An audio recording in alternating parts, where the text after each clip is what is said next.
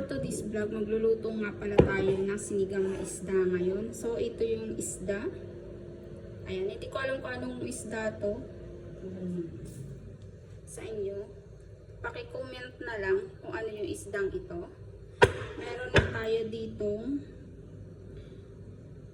Ito, onion, garlic, at saka luya. Ang gulay naman na ilalagay natin is eggplant at saka itong okra. Meron na tayong kamatis at saka kangkong. Pero hindi pa siya nahimay-himay. Ilalagay ko na lang muna dyan. Mamaya ko na siya himayin kasi ito naman yung panghuling ilalagay.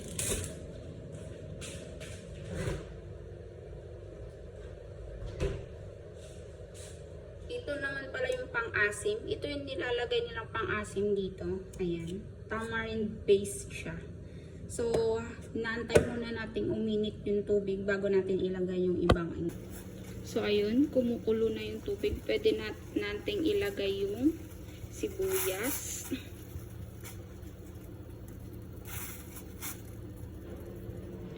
Sama na din natin yung luya at saka bawang.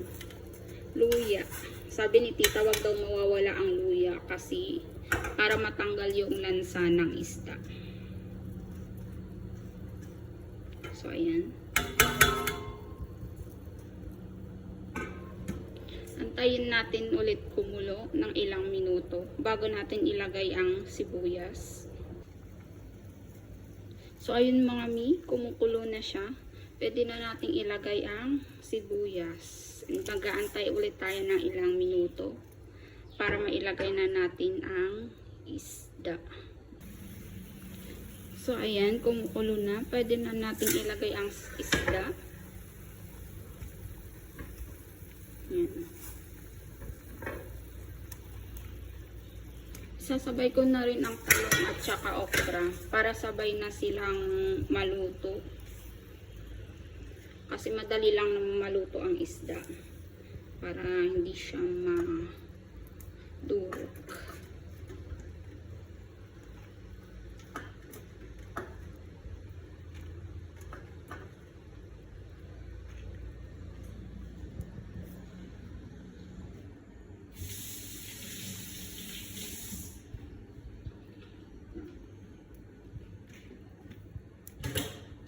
So, ayan.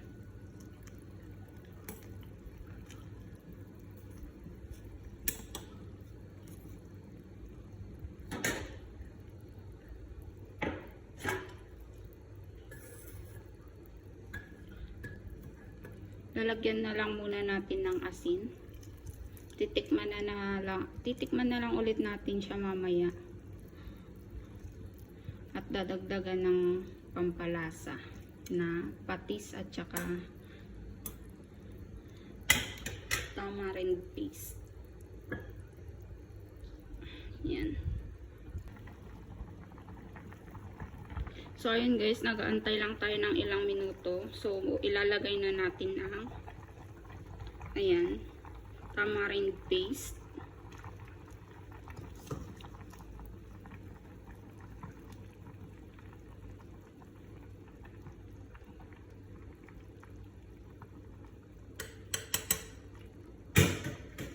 Dagdagan na rin natin ng konting patis.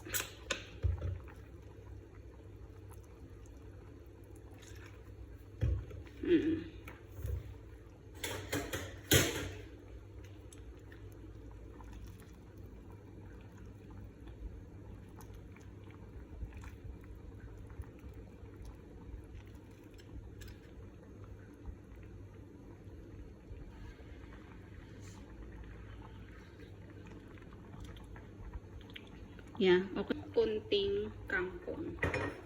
So, perfect. Antayin na lang nating maluto guys ng ilang minuto.